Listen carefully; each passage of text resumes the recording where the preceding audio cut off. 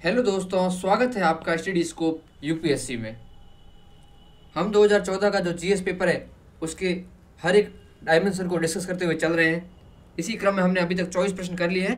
आगे के क्वेश्चनों को हम इस वीडियो में देखते हैं। तो चलिए शुरू करते हैं। आज हमारा पहला प्रश्न है, निम्नलिखित राज्यों में किनका संबंध बुद्ध के जीवन से था। यहाँ पर 4 राज्य दिए गए हैं जो उस टाइम महाजनपद थे। कितने? 16 महाजनपद थे। उन 16 महाजनपद में से कौन से, इनमें से 4 में से कौन से जो राज्य थे या कौन से जनपद थे जिनका संबंध भगवान बुद्ध के जीवन से था।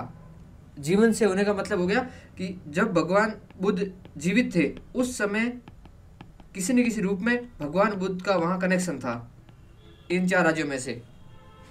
जैसे कि वो वहाँ पर गए हुए हो या उन्होंने वहाँ भ्रमण किया हो। इनमें से कौन से 4 राज्य हैं जिनमें बुद्ध ने भ्रमण किया है, बुद्ध गए थे, वो दिखाना है। बहुत ही सिंपल प्रश्न है। यहाँ पर 4 राज्य दिए गए हैं। इनमें से अगर आपको थोड़ी बहुत मैपिंग के बारे में जानकारी हो, जिसमें आपको उज्जैन के बारे में पता हो कि उज्जैन कहाँ है, या फिर गांधार के बारे में पता हो गांधार कहाँ पर है, तो आप आसानी से इस प्रश्न को कर सकते हैं। और जो भगवान बुद्ध तो क्या थे? साधु थे, संत थे, वे पैदल यात्रा करते थे। तो जनरली ये सोच सकते हैं कि जो जहाँ पर भगवान बुद्ध का जन्म हुआ था उसी के आसपास के इलाकों में भगवान बुद्ध घूमे होंगे। दूर के जो राज्य होंगे वहाँ क्यों गए हुए होंगे। तो यहाँ पर जो गांधार है वो कहाँ पर है? वो अफगानिस्तान में। वहाँ भगवान बुद्ध नहीं जाएंगे। तो यहाँ पर जो दूसरा ऑप्शन गांधार है उसको काटते हैं तो 2 ऑप्शन तो आपके वैसे ही एलिमिनेट हो जाते हैं। फिर बचता है आपका 1 नंबर ऑप्शन, क्योंकि 3 और 4 तो दोनों में है। तो एक अवंती, अवंती जो आज का उज्जैन है वो अवंती है। उज्जैन कहाँ पर है? एमपी मालवा रीजन के अंदर। ये भी भगवान बुद्ध का जो जन्म था कहाँ पर? बिहार, यूपी और नेपाल इलाका, वहाँ पर। वहाँ से दूर है, इसको भी एलिमिनेट कर सकते हैं। तो आंसर आ जाता है आपका सी। अब हम जो 16 महाजनपद थे उनको थोड़ा देख लेते हैं। ये रहे यहाँ पर 16 महाजनपद। आप वीडियो को पॉज करके सभी की लोकेशन अच्छे से देख लेना, कौन सा किस साइड है। जैसे कि ये अवंती, ये रहा मालवा रीजन की तरफ। गांधार ये रहा पाकिस्तान अफगानिस्तान की साइड, कंबोज। और भगवान बुद्ध कहाँ थे? ये था काशी, मगध, वर्जी। ये जो जनपद थे, इन जनपद से भगवान बुद्ध का मेनली संबंध था। आप इसको वीडियो को पॉज करके इनको देख लेना। साथ ही में जो उनकी राजधानी है सभी 16 जनपद की, उनको अच्छे से याद कर लेना। ये आप यहाँ पर देख रही मॉडर्न जगह भी दे रखी है। जैसे कि अभी कौन सा था? अभी पूछा था अवंती, मध्य प्रदेश एंड मालवा रीजन। और कौन सा था? गांधार। ये रहा गांधार। ये था रावलपिंडी, पाकिस्तान वाला इलाका हो गया आज का। सॉरी, मैंने अफगानिस्तान बोल दिया था। ये है पाकिस्तान के अंदर गांधार। और 2 ऑप्शन थे, कौन से? कौशल और मगध। तो मगध कहाँ पर है? गया एंड पट, बिहार वाला रीजन। और दूसरा था कौशल। ये कौशल, ये रहा ईस्टर्न यूपी, यानी कि वही गोरखपुर वाला क्षेत्र आज का। आप इन सभी की राजधानी अच्छे से याद कर लेना, बहुत ज़्यादा इंपॉर्टेंट है, और इसकी मॉडर्न लोकेशन भी। तो चलते हैं अगले प्रश्न पर। अगला प्रश्न है, प्रत्येक वर्ष कतिपय विशिष्ट समुदाय जनजाति पारिस्थितिक रूप से महत्वपूर्ण मास भर चलने वाले अभियान त्योहार के दौरान फलदार वृक्षों की पौध का रोपण करते हैं। निम्नलिखित में से कौन से ऐसे समुदाय या जनजाति हैं? यह थोड़ा सा फैक्चुअल प्रश्न आ गया।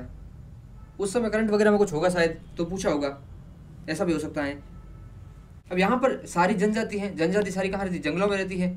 जंगलों में रहने वाली कोई भी जनजाति पौधों का रोपण कर सकती है। तो यहाँ पर अगर आपको पता होता तो आप इसका आंसर इजीली कर पाते। बाकी एलिमिनेशन इसमें थोड़ा कम ही लग रहा है। ऐसे क्वेश्चन यूपीएससी में जब आपको नहीं आए तो आप छोड़ सकते हैं। आपको 10-5 क्वेश्चन छोड़ने होते हैं ना, आप 90 करेंगे या 95 करेंगे, तो कुछ क्वेश्चन छोड़ेंगे। तो इस प्रकार के क्वेश्चन को आपको छोड़ देना चाहिए जहाँ पर आपको पता ना हो। तो इसका आंसर वैसे बी है, गोंड एंड कोरकू जनजाति। ये है आपका वर्तमान का जो एमपी और महाराष्ट्र है वहाँ पर है। भूटिया और लेपचा है सिक्किम में, ये चरवाहा जनजाति है सिक्किम में। इरूला और तोड़ा जनजाति आप कहाँ है? आप वर्तमान तमिलनाडु के अंदर। और जो इरूला और तोड़ा है वह पीवीटीजी है। सहरिया और अगरिया है आपका एमपी यूपी। मैंने पहले ही कहा था जो पीवीटीजी है उन सभी की आपको लोकेशन पता होनी चाहिए, कहाँ पर है, कौन सी जनजाति कहाँ रहती है, किस राज्य से संबंधित है। जो 75 जनजातियाँ हैं उनके बारे में तो आपको पता होना ही चाहिए, बहुत ज़्यादा इंपॉर्टेंट है। तो यह बहुत फैक्चुअल प्रश्न था, इसका आंसर है बी। चलते हैं अगले प्रश्न पर। अगला प्रश्न है, विक्रय कर जिसका भुगतान आप अपने कोई टूथपेस्ट खरीदते समय करते हैं, निम्नलिखित में से किस प्रकार का कर है? यहाँ पर क्या है? हम कोई भी सामग्री खरीदते हैं, जैसे यहाँ टूथपेस्ट खरीदा, ये क्या है? एक विक्रय कर है। विक्रय कर यानी कि सेल्स टैक्स। तो जो ये विक्रय कर है ये आता है राज्य वैट के अंदर, राज्य वैट में। और राज्य वैट को कौन लगाता है? लगाता इसको राज्य है, और इसको संग्रहित भी राज्य ही करता है। और जब जीएसटी को लाया गया सभी करों को हटाने के लिए, अप्रत्यक्ष करों को, तो सभी अप्रत्यक्ष करों को कहाँ शामिल कर दिया? जीएसटी में शामिल कर दिया। तो जीएसटी आने पर जो राज्य वैट था, राज्य वैट वह जीएसटी का पार्ट बन गया। तो अब इन टैक्स को कौन लगाता है? इन टैक्स को केंद्र प्लस राज्य मिलकर लगाते हैं, दोनों जीएसटी काउंसिल के माध्यम से। तो 2014 में ये पूछा गया था, तब जीएसटी था नहीं, तब विक्रय कर को या राज्य वैट को कौन लगाता था? राज्य ही लगाता था, और राज्य ही संग्रहित करता था। तो इसका आंसर हो जाता है डी। चलते हैं अपने अगले प्रश्न पर। अगला प्रश्न है, जोखिम पूंजी से क्या तात्पर्य है? जोखिम पूंजी, जोखिम पूंजी आपने कभी नाम सुना नहीं होगा, लेकिन इंग्लिश में देखिए आप, इंग्लिश में क्या है? Venture capital. वेंचर कैपिटल का आपने नाम सुन ही रखा होगा।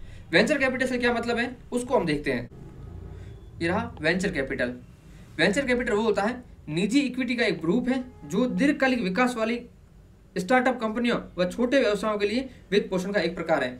फॉर एग्जाम्पल, जैसे कोई कंपनी ए है, वह अपने शुरुआती चरण में है और अपना प्रोडक्ट लॉन्च करने वाली है, तब ये किसी वेंचर कैपिटल कंपनी के पास जाती हैं और बोलती हैं हमें थोड़ा आप सहायता कीजिए, हमारे आप शेयर ले लीजिए। और जो कंपनी ए है वह वेंचर कैपिटल कंपनी के पास जाके बोलती है कि आप हमें थोड़ी सहायता कर दीजिए और हमारे शेयर आप रख दीजिए। तो वैसी जो पूंजी होती है उसे बोलते हैं वेंचर कैपिटल।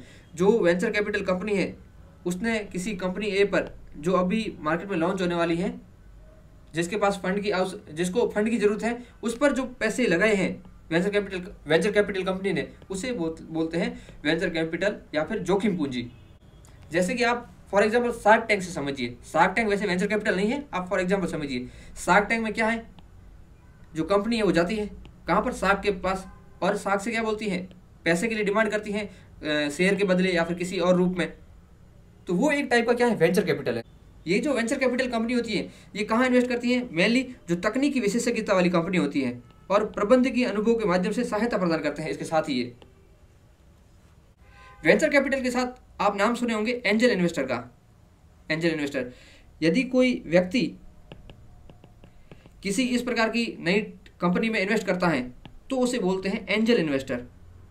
जबकि ऐसा ही इन्वेस्टमेंट कौन करे? कोई कंपनी करे, जो वेंचर कैपिटल कंपनी होती है उसे बोल देते हैं, जिनको रेगुलेट कौन करती है? सेबी करती है। जैसे कि कंपनी का नाम है, क्या नाम है? कालारी कैपिटल। कालारी कैपिटल इंडिया में कंपनी है जो कि क्या है? वेंचर कैपिटल कंपनी है। यह कंपनी किसी में अगर इन्वेस्ट करती है, नई कंपनी के अंदर, नई टेक्नोलॉजी वाली कंपनी में, तो उसे बोलेंगे वेंचर कैपिटल। जबकि कोई व्यक्ति जैसे मुकेश अंबानी है, वह किसी कंपनी में अगर निवेश करता है तो उसे बोलेंगे एंजल इन्वेस्टर।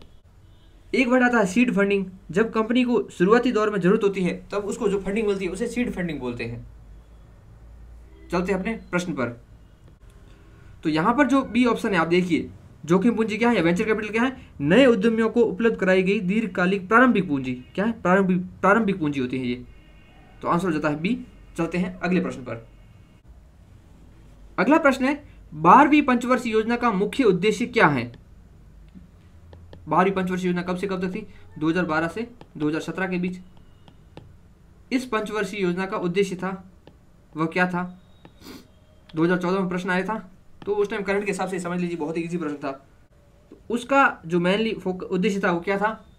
तीव्रतर, धारणीय एवं ज्यादा समावेशी विकास। आंसर था इसका डी।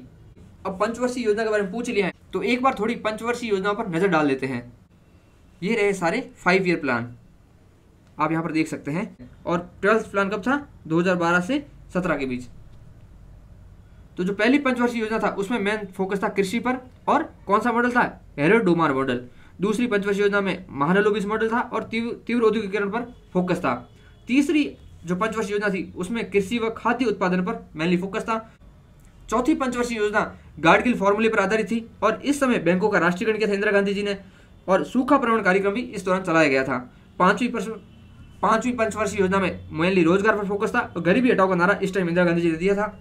राष्ट्रीय राजमार्ग जो प्रणाली का शुरुआत इस दौरान हुई थी। छठी पंचवर्षीय योजना में परिवार नियोजन के बारे में बात की गई थी, इंपॉर्टेंट है। और नाबार्ड की स्थापना इस समय की थी 1982 में शिवरमण कमेटी की सिफारिश पर। ये 80 से 85 थी, 82 में नाबार्ड की स्थापना हुई थी। सातवीं पंचवर्षीय योजना में पहली बार सार्वजनिक क्षेत्र पर निजी क्षेत्र को वरीयता दी गई थी। प्रश्न आ जाए कि कौन सी पंचवर्षीय योजना में पहली बार सार्वजनिक क्षेत्र पर निजी क्षेत्र को वरीयता दी गई थी, तो उसका आंसर होगा सातवीं पंचवर्षीय योजना है। आठवीं पंचवर्षीय योजना में उद्योगों के आधुनिकीकरण पर ध्यान दिया गया था और नई आर्थिक नीति कब लाए थे? 1991-2 में। तो यह आठवीं पंचवर्षीय योजना के दौरान लाए थे। थोड़ा जुकाम हो रखा है तो आवाज थोड़ी हल्की है। नवीं पंचवर्षीय योजना को सामाजिक न्याय व समानता के साथ विकास के उद्देश्य के साथ लाए थे। 10वीं पंचवर्षीय योजना समावेशी विकास पर फोकस करती है और 11वीं पंचवर्षीय योजना में तीव्र व अधिक समावेशी विकास की बात की गई थी। और जो 12वीं पंचवर्षीय योजना थी उसमें तेज, अधिक समावेशी व सतत विकास की बात की गई थी, जो कि आंसर है, इसका उद्देश्य था। तो आंसर हो जाता है डी। अभी हमने सारी पंचवर्षीय योजना को बहुत ही फास्ट तरीके से देख लिया। आप साथ ही में थोड़ा नोट डाउन कर लेना।